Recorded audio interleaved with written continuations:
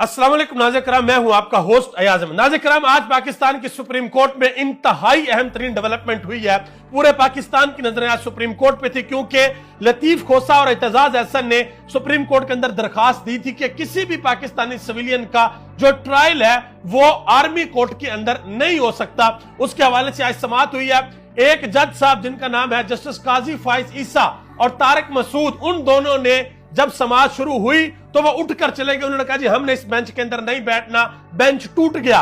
काजी फाइज ईसा ने क्या बात कही वो मैं आपको बता देता हूं, लेकिन पहले यह बताता चलूं कि जैसे ही बेंच टूटा, बेंच टूटने के ठीक तकरीबन 10 से 15 मिनट बाद chief justice of Pakistan Umar Ata Bandial ने एक नया बेंच बनाया जिसके अंदर 7 जजेस शामिल थे और उसके बाद दोबारा समाअत का आगाज हुआ। लेकिन जब जैसे ही दोबारा समाअत का आगाज हुआ तो जज साहिबान ने पहले पूछा कि अगर किसी को इस बेंच के ऊपर इतराज है तो बता दे, क्योंकि जिन लोगों ने दरखास्त दी थी उनमें से एक का तल्लुक जज साहब के रिश्तेदार से भी था।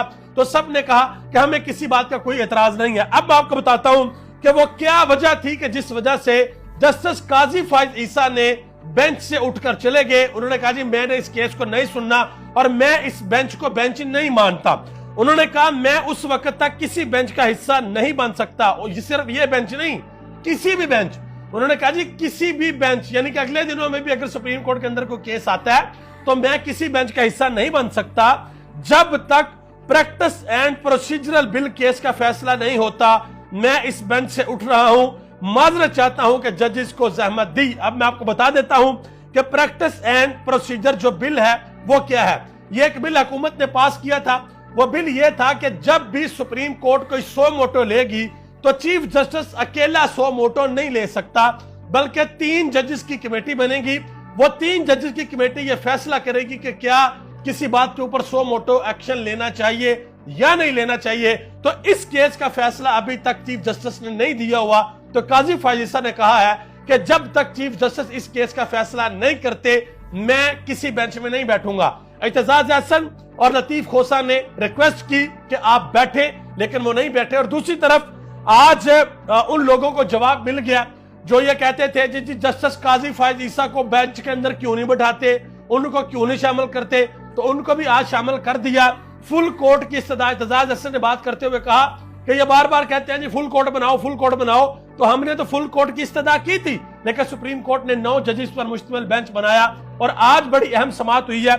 जब समाअत का आगाज हुआ तो आगाज में ही काजी फाइज ईसा जब उठकर जाने लगे तो उस वक्त लतीफ खोसा ने एक बड़ी अहम बात की और एतजाज अहसन ने भी की। उन्होंने कहा कि अगर आप केस नहीं सुनेंगे तो 25 करोड़ अवाम का क्या होगा। हम चाहते थे कि एक घर की तरह मसाइल साइड पर रखकर समाअत की जाए। उसके ऊपर जवाब दिया जस्टिस काजी फाइज ईसा ने कि ये सुप्रीम कोर्ट है, किसी का घर नहीं है।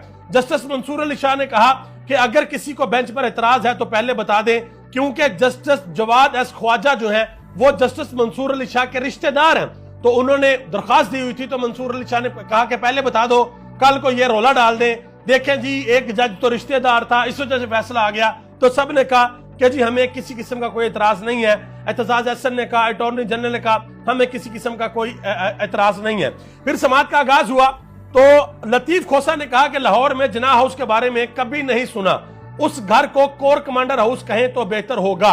उसके बाद जस्टिस आयशा मलिक ने कहा कि क्या आपने अपनी दस्तावेजात में कोई FIR शामिल की हैं जो मिलिट्री कोर्ट को भेजी गई हैं। तो लतीफ खोसा ने उसके बाद इंसदाद दहशतगर्दी अदालतों से जो मुल्जमान की हवालगी हुई है मिलिट्री कोर्ट को, उनकी सारी डिटेल जो है उनके सामने रख दी। और फिर यह भी कहा कि सिविलियन का ट्रायल या तो कोई कर्नल करेगा या फिर ब्रिगेडियर, ये लतीफ खोसा ने कहा। और जस्टिस मंसूर अली शाह ने कहा ये जो आप पढ़ रहे हैं इसमें ISPR का नाम कहां पर लिखा हुआ है। तो लतीफ खोसा ने कहा कि ये ISPR का ही जारी करदा अलामिया है। और फिर उन्होंने कहा कि जिस वक्त ये सारे के सारे अफसोसनाक वाकयात हुए तो इन अफसोसनाक वाकयात के बाद जिसने प्रेस कॉन्फ्रेंस की उन सबको छोड़ दिया गया और बाकी सबको अंदर डाल दिया गया। और 10 मई को तकरीबन 4000 लोगों को गिरफ्तार किया गया। तो जस्टिस आयशा मलिक ने इसके ऊपर बड़ी अहम बात की।